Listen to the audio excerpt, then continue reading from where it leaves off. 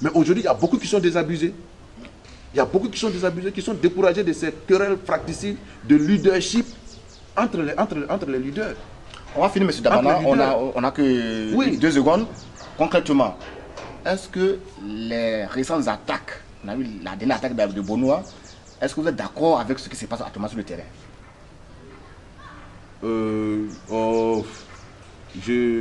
J'observe ça avec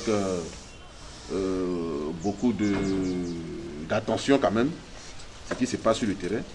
J'observe ça avec beaucoup d'attention. Voilà. Je déplore les attaques armées, parce que, comme je l'ai dit, ce n'est pas ma philosophie. Donc, nous déplorons les attaques armées. Nous regrettons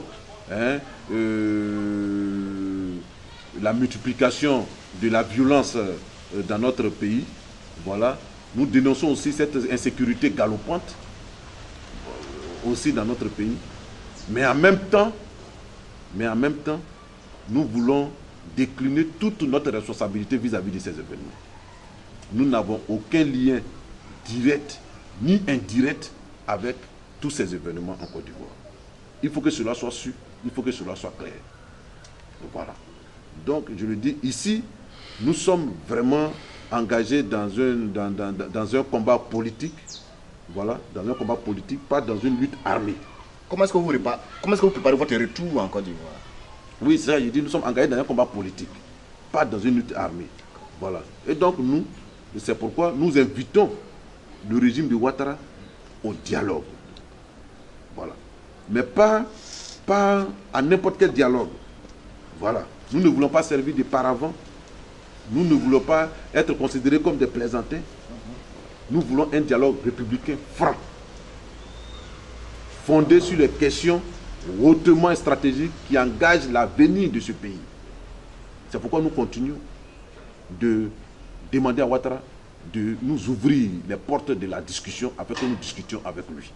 Et c'est pourquoi... Pendant que vos miliciens sont enfermés en prison à la Maka, pendant que vos miliciens sont dans des camps de concentration, comme vous-même vous presque le dites, oui, non. Vous l'acceptez comme ça? Non, non. Le FPI n'a pas de milice. Le FPI n'a pas de milice. Voilà. Il faut que le FPI n'a pas de milice. Et vous portez des affiliations graves qui peuvent nous amener en justice. Parce qu'elles sont très graves. Voilà. Donc le FPI n'a pas de milice. Est-ce que vous comprenez? Voilà. Nous déplorons les arrestations qui ont lieu. Voilà. Sur des bases ethniques, sur des bases religieuses, sur des bases avec des prétextes légers. Nous dénonçons les arrestations, aussi bien dans le camp des forces de défense et de sécurité que dans le camp de la population civile. Voilà. En même temps que nous condamnons les violences, mais nous dénonçons aussi les arrestations arbitraires. Est-ce que vous comprenez? Voilà. Donc, nous n'avons rien à voir avec ces attaques. Nous n'avons rien à voir avec ces attaques. Et donc, inutile pour les uns et les autres de vouloir établir un lien entre ces attaques et les exilés. Voilà. Entre les attaques et les exilés. Ce que je voulais dire, il ne faudrait pas que Ouattara opte pour la bouc émissérisation. Voilà. Il ne faudrait pas qu'il opte pour la bouc émissérisation. Il ne faudrait pas qu'il cherche des boucs émissaires quelque part. Il faut qu'il trouve les causes de cette escalade de la violence à l'intérieur même de la Côte d'Ivoire et dans sa propre gouvernance. Dans sa propre gouvernance. Voilà. Parce qu'aujourd'hui, cher ami, M. Ouattara, dans la réalité, n'a jamais réussi à faire l'unité des forces armées en Côte d'Ivoire. Quand vous voyez la chaîne de commandement, vous vous rendez compte tout de suite de ça. Voilà. Et donc, dans l'armée même, quand vous voyez des patrouilles militaires, vous voyez qu'il y a les policiers, les gendarmes et ce qu'on appelle les ex qui ne sont pas armés. Ceux qui ont les armes, ce sont les anciens rebelles. Vous êtes en exil, donc comment vous êtes au courant de tout? Oui, c'est notre pays, cher ami. C'est notre pays. Et nous entendons y retourner. Voilà. Donc, c'est pas parce que nous sommes ici qu'on fait un blackout total sur notre pays. On suit exactement ce qui se passe point par point. C'est pourquoi, lorsque nous faisons des déclarations, nous faisons des observations, ils sont à propos, puisqu'ils sont en conformité avec la réalité. Donc on suit ce qui se passe. Voyez-vous, voilà. Donc il y a cette frustration. Vous suivez ce qui se passe. Oui, la gouvernance, comment le pays se gère. Voilà, nous suivons la gouvernance de près. Oui, oui. Même quand il s'agit d'attaquer, de stabiliser, vous êtes au courant. Mais vous, décidément, vous voulez forcément nous mettre en lien avec ces entreprises de déstabilisation. Vous êtes un pro-babo, fésiste, on vous connaît. Oui, mais je suis... Comment vous avez la langue de bois? Non, non, pas du tout, pas du tout. Exactement, je n'ai pas de langue de bois. Voilà, je n'ai pas de langue de bois. Je n'ai rien à voir. Vous n'êtes pas concerné, pas ni de loin. Pourtant, le rapport que vous-même vous venez de montrer, vous aussi. Mais je t'ai dit que c'est un rapport qui a été fait à l'hôtel du Golfe. C'est un rapport qui a été fait à l'hôtel du Golfe. Vous avez des preuves? Oui. J'ai les preuves que ce rapport a été fait à l'hôtel du Golfe. Oui, oui. Vous voulez que je vous les montre? On le verra. Hein? On attend. Vous voulez que je vous montre les preuves que ce rapport a été fait à l'hôtel du Golfe? Oui, parce que je ne parle pas au hasard. Est-ce que vous voulez que je vous montre les preuves? Bizarrement, vous êtes au courant de tout, M. Damapikas. Mais enfin. Vous êtes très informé. Oui, oui, mais enfin, la vocation d'un homme politique, c'est d'être informé de ce qui se passe. Oui. Pour être un leader, là, il faut être informé. Il faut être bien formé et très informé. Sinon, vous allez raconter des histoires aux gens, à ceux qui vous écoutent, à ceux qui croient en vous. Donc, quand je dis quelque chose, c'est crédible. Et un message pour la jeunesse ivoirienne aujourd'hui qui a encore espoir en vous. Non, je n'avais pas encore fini sur la question des violences en Côte d'Ivoire. Voilà. C'est important. J'ai dit, il faut que Ouattara trouve à l'intérieur là-bas de sa gouvernance, là, les germes de l'escalade de la violence. Et j'ai parlé du traitement, je dirais, illégal qu'il a vis-à-vis des différents militaires. Mais vous voyez que depuis cette fin du mois, il en a rajouté à la frustration, à l'humiliation des militaires, en les payant main à main, comme de vulgaires contractuels. C'est ce qu'on vous raconte. Mais ce qu'on nous raconte comment? C'est une vérité. C'est une vérité. Vous trouvez des gens, des pères de famille. Vous n'êtes pas militaire, vous savez tout ce qui se passe dans la maison militaire. Enfin, je lis quand même les journaux. Ah d'accord. Et ce n'est un secret pour personne. Les journaux bleus. Vos journaux. Non, l'information là, de payer les militaires main à main, ce n'est pas une information des journaux bleus. C'est une information. Tous les journaux ont repris ça. Voilà. Donc c'est à travers même les journaux verts que j'ai pu savoir qu'on paye les militaires main à main. Voilà. Mais écoutez, enfin, pour être plus sérieux, c'est humiliant pour des pères de famille d'aller comme ça s'aligner. Pour aller s'aligner, et puis on vous donne votre salaire en main. C'est un salaire quand même, oui, c'est de l'argent. Oui, non, mais enfin. Ouais, le mal en soi. Non, il y a une question de dignité, de respectabilité quand même. Okay. Est-ce que vous voyez? Même si c'est 10 francs que vous percevez, et qu'on vous dit que les 10 francs transitent par une banque, il y a quand même cette confidentialité. Hein? Voilà, c'est ça. C'est une raison suffisante pour déstabiliser un pays, c'est ça? Non, vous savez, non, c'est pas ce que je veux dire. Je veux dire, vraiment, quand les militaires sont frustrés, quand ils sont énervés, il y a des risques que... Quand on parle des militaires, ou pas des FDS, des FRC ou même... Je parle de tous les militaires, okay. Même les FRC. Il y en a qui sont frustrés, il y en a qui sont aigris. Parce que tous les engagements qui ont été pris vis-à-vis d'eux n'ont pas été honorés. On leur avait promis, entre autres, un Baka et 5 millions de francs. On ne leur a pas donné les 5 millions de francs. Et ils continuent de rouspéter. Ils continuent de rouspéter.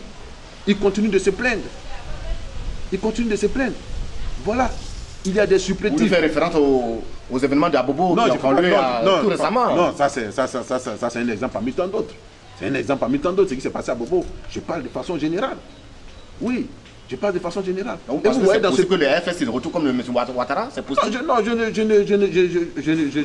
c'est pas ce que je suis en train de dire. Je suis en train de dire simplement que à travers la gouvernance de M. Ouattara, il y a des germes, voilà, de violence.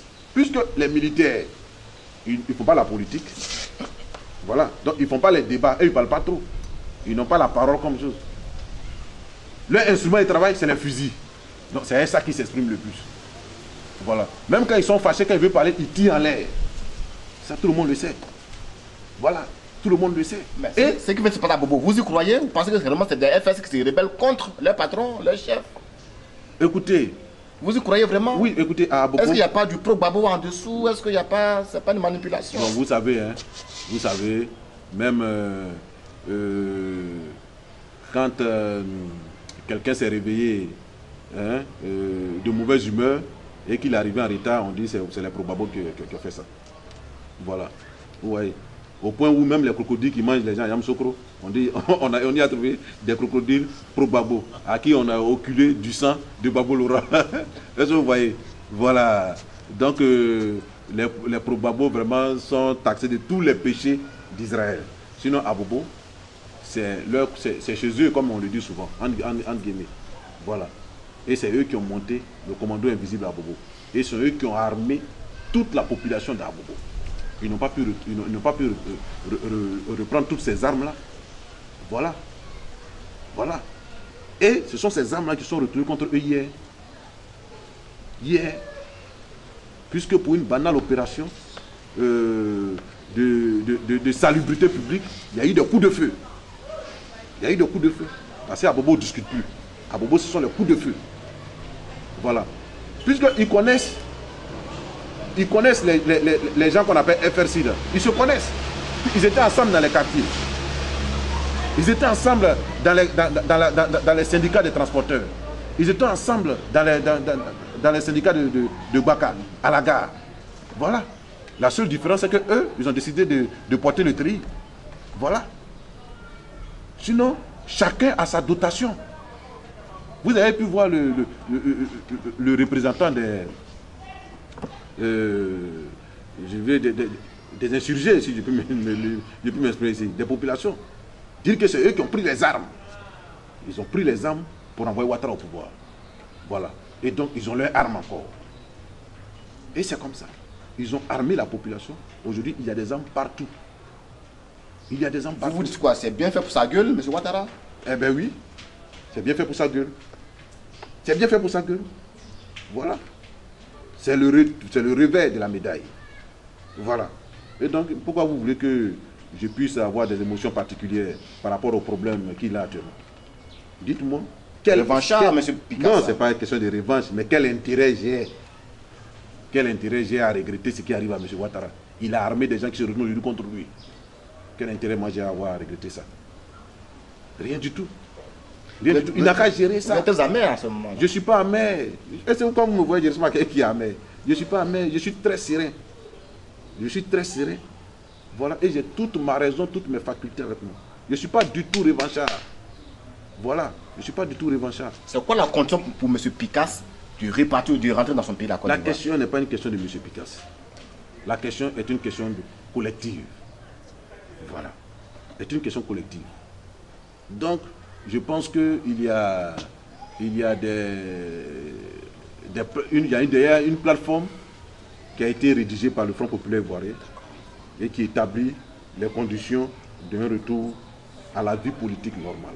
Ce n'est pas seulement pour les exilés, mais pour les conditions pour un retour à la vie politique normale. Et donc, entre autres, il faut libérer le président Laurent Gbagbo. Libérer tous les prisonniers politiques et militaires. Est-ce que vous voyez? Voilà.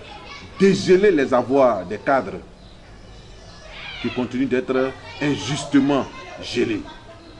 Libérer les habitations, les biens privés. Voilà. Procéder à un désarmement. Ça, c'est quelque chose de fondamental. Voilà.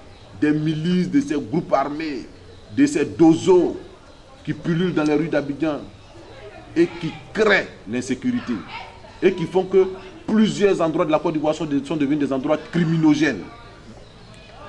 Il faut faire un véritable désarmement.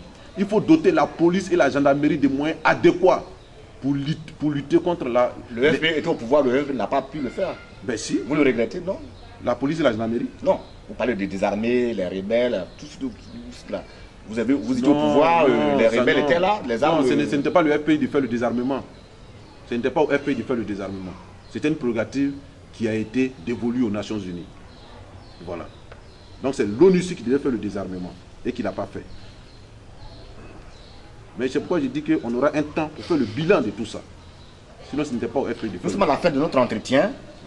Aujourd'hui en Côte d'Ivoire, beaucoup d'Ivoiriens, comme vous l'avez dit dans cet entretien, en tout cas, ont encore l'espoir à votre régime, le régime Laurent Gbagbo. Est-ce que vous avez un message particulier pour cette jeunesse-là, ou qui a placé un espoir en vous, et aujourd'hui qui se sent un peu éloigné de vous? Peut-être abandonné. Non, pas abandonné. Pas abandonné. Nous sommes en exil et ils sont en Côte d'Ivoire. Oui, oui, oui, oui. Mais le combat, nous menons le combat toujours sur le même front. Voilà. L'exil n'est pas une position de retrait. Voilà. Ce n'est pas une position de retrait, c'est une position de retraite. Voilà. Donc, c'est une position et c'est aussi une posture de combat. C'est une posture de combat. Nous n'avons jamais abandonné le combat et nous ne l'abandonnerons jamais. Donc nous sommes dans une posture de combat ici en exil. Voilà. Sinon, on aurait pu, par des subterfuges de quelque nature que ce soit, nous arranger un couloir pour rentrer sur Abidjan. Voilà. Arranger Abidjan. Ça, il y en a qui l'ont fait. Mais nous sommes là. Et nous savons ce que nous voulons. Voilà. Donc, nous voulons rassurer la population ivoirienne. Rassurer le peuple du Côte d'Ivoire. Que ce combat-là, il mérite d'être mené. Et il faut le mener dans l'honneur et la dignité. Voilà. Il faut le mener dans l'honneur et la dignité. Sans compromission ni complexe. Pour rien au monde, nous n'allons accepter cette insécurité galopante qui a lieu dans notre pays. Pour rien au monde, nous allons accepter cette expropriation des terres de nos parents. Pour rien au monde, nous n'allons accepter vraiment que notre pays soit pris en otage par des bandes armées. Pour rien au monde. Aujourd'hui, notre pays est otage de M. Ouattara et de certaines bandes armées. Voilà. Et la démocratie est en ballottage. Voilà. Les libertés publiques et individuelles n'existent plus. Voilà. Et il faut se battre pour le rétablissement de la démocratie et de l'état des droits. C'est l'essence de notre combat. Le rétablissement de la démocratie et de l'état des droits. Donc c'est pourquoi je voulais dire en ce moment précis que notre combat n'est pas un combat contre une ethnie. Notre combat n'est pas un combat contre une religion. N'est pas un combat contre une région. Voilà. C'est un combat du peuple de Côte d'Ivoire dans son ensemble. Du nord au sud, de l'est à l'ouest, en passant par le centre. Les Ivoiriens de toute confession religieuse, les Ivoiriens de tout groupe ethnique doivent se retrouver, se mobiliser dans ce combat-là pour la restauration de la démocratie et de l'état de droit. Vous êtes d'accord? Ça va être votre mot de fin. Beaucoup disent no Gbagbo, no peace. Vous dites quoi? Oui, non. Vous savez, effectivement, le fait que Gbagbo soit en prison crée un véritable problème. Oui, psychologiquement, nous ne sommes pas en paix quand Gbagbo est en prison. Oui, nous ne sommes pas en paix. Voilà. Et nous ne serons jamais en paix tant que Gbagbo sera en prison à la haie. Damana Pika, c'est un leader. Oui. Pourquoi vous, la jeunesse, pourquoi vous ne prenez pas votre responsabilité? C'est-à-dire Gbagbo même l'a dit, si je tombe, jamais mon corps et avancer la lutte. Oui, mais qui t'a dit que Gbagbo est tombé? Non, c'est une façon de parler, il n'est plus actif. Il n'est pas actif, c'est-à-dire Gbagbo est au pouvoir, il n'est plus aux affaires. Oui, mais ce n'est pas une question d'être aux affaires. Ce n'est pas une question d'être aux affaires, cher monsieur. Oui, ce sont des questions de principe. Vous voyez, vous avez votre leader. Hein? Il mettra 10 ans, 40 ans, 50 ans à la CPI. Vous attendez 50 ans pour entrer en Côte d'Ivoire, votre pays? J'ai dit, tant que Gbagbo est en prison, ça sera difficile pour la Côte d'Ivoire de faire son unité. Il faut que vous le compreniez. Ainsi. Et ce n'est pas des propos... Gbagbo est devenu un mythe finalement en Côte d'Ivoire. Non, Gbagbo... En dehors de Gbagbo, il n'y a plus de leader, il n'y a plus de... Non, écoutez, c'est même pas une question de Gbagbo. C'est même pas une question de la personne de Gbagbo. Ouais. Les Ivoiriens ne sont pas accrochés à une personne. Voilà. Nous sommes accrochés à des valeurs, à des principes. Est-ce que vous voyez? Et donc... Que n'importe qui peut défendre aussi, il y a des Gbagbo. Non, oui. Mais en même temps que la communauté doit pouvoir protéger. Okay. En même temps que la communauté doit pouvoir protéger. Et vous voyez, voilà. Aujourd'hui, nous sommes engagés dans une bataille des nerfs. Voilà, dans une bataille des nerfs, dans une bataille psychologique avec les déstabilisateurs de la Côte d'Ivoire. Ceux qui ont enlevé le président Laurent Gbagbo de façon injuste. Oui, il faut le retenir. Gbagbo a été arrêté de façon injuste et arbitraire. Et la place de Gbagbo n'est pas à La Haye. Voilà. Donc nous qui avons soutenu Laurent Gbagbo, oui, parce que quand Gbagbo a dit que, quand le Conseil constitutionnel a... Vous n'êtes pas bêté, M. Picasse. Pourquoi vous approchez un bêté? Mais vous... non, vous voyez... non, je vous comprends. Je vous comprends parce que vous venez de la France. Vous voyez, non? Vous venez de la France et vous êtes un peu manipulé par les caricatures dressées par la presse française. Ils pensent que ceux qui sont derrière Gbagbo sont les gens de son ethnie. Voilà. Ou bien ce sont les gens du FPI. Ils pensent ça. Et ils le disent toutes choses. Les gens de son ethnie. Voilà. Les militaires pro-Gbagbo. L'armée pro-Gbagbo. Alors que c'est l'armée nationale qui combat. On dit l'armée pro-Gbagbo. Tout ça là pour essayer de caricaturer notre armée, pour essayer de lui donner des étiquettes qu'elle n'a pas et donc pour la fragiliser. Donc ça, quand vous le dites comme ça, je vous comprends parce que vous venez de la France. Mais ce que je voulais dire, ce n'est pas une question d'ethnie. Ce n'est pas une question d'ethnie. Et Laurent Gbagbo, s'il ne tenait qu'à son ethnie, Laurent Gbagbo ne serait pas président de ce pays. Voilà. Les gens qui ont le plus soutenu Laurent Gbagbo ne sont pas de son ethnie. Et si vous prenez la cartographie électorale, vous verrez que dans toutes les régions de la Côte d'Ivoire, Laurent Gbagbo a pratiquement gagné les élections. Sauf dans la partie septentrionale, c'est-à-dire la partie nordiste. Voilà. Donc il est vraiment le creuset de l'unité nationale. Il est vraiment le creuset de l'unité nationale. Et c'est pourquoi vous vous rendez compte que toutes les régions de la Côte d'Ivoire le soutiennent. Vous voulez parler de la fameuse Babo Kafissa, qui est un peu répandue à Bobo. Oui. Ça c'est de la caricature, hein? Non, pourquoi pas? Non, c'est la réalité. Ça, ce n'est pas de la... Ça, c'est la réalité. On voit des gens qui ont soutenu Ouattara hier qui disent qu'ils regrettent aujourd'hui d'avoir soutenu Ouattara. Et que Ouattara les a trompés. Et que vraiment Gbagbo était mieux. Ouattara est venu au pouvoir avec un programme de société. Il a promis au peuple ivoirien de réformer l'armée ivoirienne, l'école, la vie publique. Il a un chantier, le troisième pont est bientôt en finition. Et vous dites que Ouattara a trompé tout le monde. Vous venez d'où, vous? Je viens de Paris. Vous venez d'où? Je viens de Paris. Vous avez transité à Abidjan? Vous avez vu le démarrage des travaux du troisième pont? Vous avez vu le démarrage de l'échangeur de la Riviera? Mais la presse en parle. Non, la presse nationale en parle. Vous êtes journaliste, allez sur le terrain pour voir ça. Il n'y a rien en Côte d'Ivoire. Il n'y a rien. Ce n'est que de la communication. De la manipulation. Voyez-vous, aujourd'hui, nous sommes le combien? Nous sommes le 18 octobre. L'université n'est pas encore ouverte. Alors qu'on a annoncé à coup de renforts publicitaires la rénovation de l'université. La rénovation de l'université. Aujourd'hui, on est le 18 octobre. Toutes les universités du monde entier fonctionnent. L'université de Côte d'Ivoire n'est pas encore ouverte.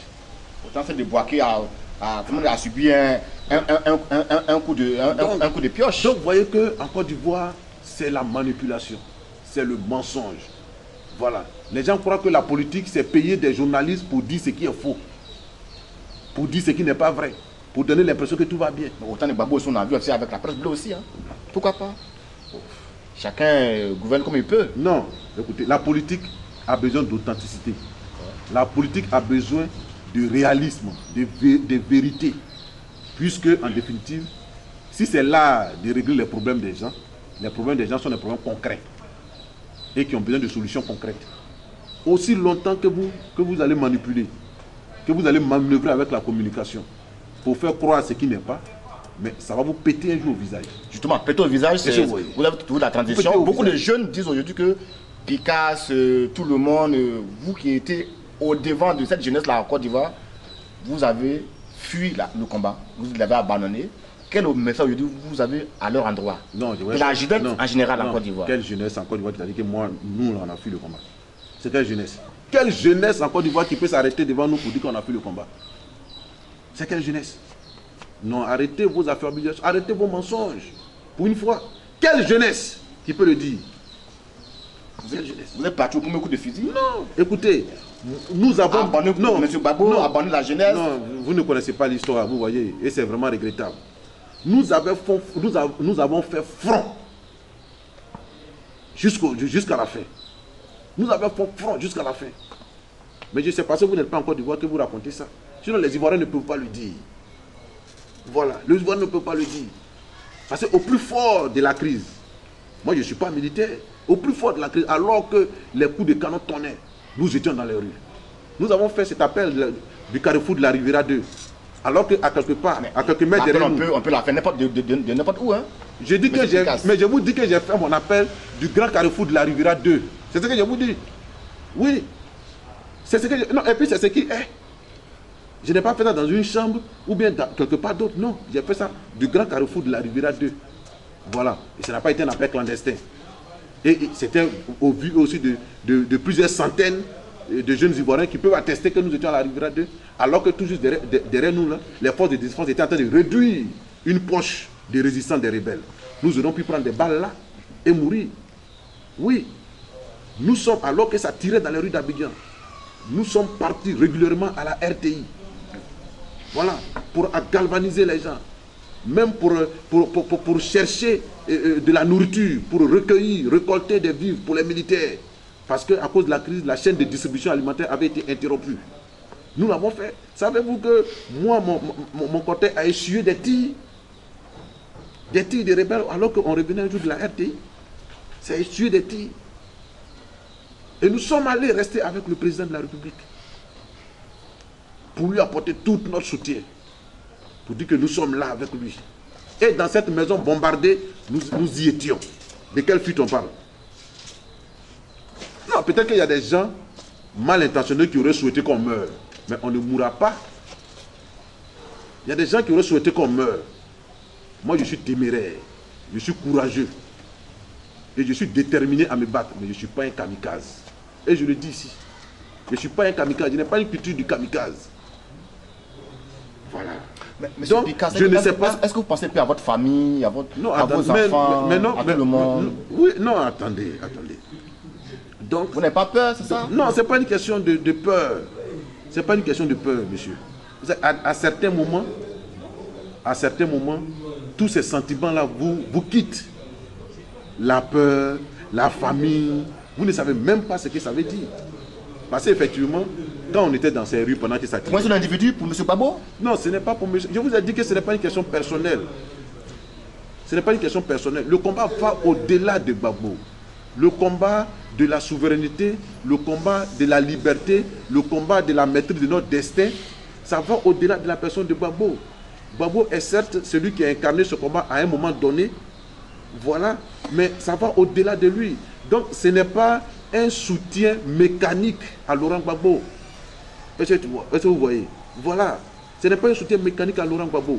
Donc ce n'est pas parce qu'on est accroché à un individu, on est accroché à des valeurs, on est accroché à des principes, on est accroché à des courants, à des pensées d'idées, on est accroché à une idéologie qui est incarnée en ce moment précis là par Laurent Gbagbo.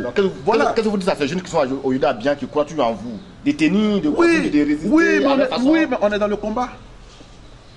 On est dans le combat. Et je l'ai dit qu'ici, là, nous ne dormons pas. Ici, on n'a pas abandonné la lutte. Oui, on n'a pas abandonné. Moi, c'est pourquoi je voulais dire à ceux qui... On n'a pas de leçons de courage et de détermination à recevoir de qui que ce soit. Nous qui sommes là, on n'a pas de leçons de courage et de détermination à recevoir de qui que ce soit. Voilà. Et aussi longtemps que nous serons en Côte d'Ivoire, de ces questions-là, nous parlerons la tête haute. Et nous regarderons tous nos interlocuteurs droit dans les yeux. Et donc je voulais dire aux jeunes Ivoiriens de ne pas se décourager, de ne pas avoir peur. Et que ici, là, je l'ai dit, c'est une position de retraite. On a replié, mais on n'a pas abdiqué. On n'a pas capitulé. On n'a pas capitulé du tout. On est dans le combat. Oui, on est dans le combat. Et qu'ils tiennent qu'ils prennent courage et qu'ils tiennent. Qu'ils tiennent. Parce que ce combat-là est un combat de la survie. D'abord individuelle, mais de la survie de la collectivité ivoirienne. C'est de ça qu'il s'agit. Voilà. Et la responsabilité de la génération à laquelle j'appartiens est extrêmement importante et fondamentale. Voilà. Notre génération a compris la nature du combat. Notre génération a compris les enjeux du combat. Notre génération a compris les implications du combat. Voilà. À partir de cet instant, nous sommes au front. Et nous manœuvrons. Nous sommes au front. Voilà. Et nous avons décidé d'assumer notre destin. Parce que c'est le temps d'assumer qui est arrivé. C'est le temps d'assumer qui est arrivé. Voilà. Et nous allons assumer jusqu'au bout. Et je l'ai dit, dans la dignité et l'honneur. J'ai vécu l'enfer sur terre. J'ai connu l'enfer sur terre. Du 1er au 11 avril 2011. J'ai vécu dans la fournaise.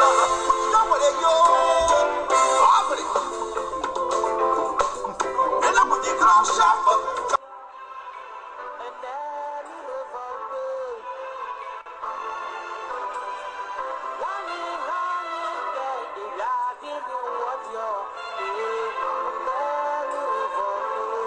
Mener le même combat. Donc, il faut qu'ils fassent leur union. Et il faut que toute cette diaspora soit structurée. Vous vous entendez? Vous vous imaginez si on avait une direction unitaire, un noyau soudé pour fédérer tous ces Ivoiriens-là qui sont déterminés. Oui, nous on a des contacts avec des gens là-bas qui nous disent qu'ils sont déterminés. Même s'il faut donner la moitié de ce qu'ils gagnent en France, ils peuvent le faire pour soutenir le combat que nous menons.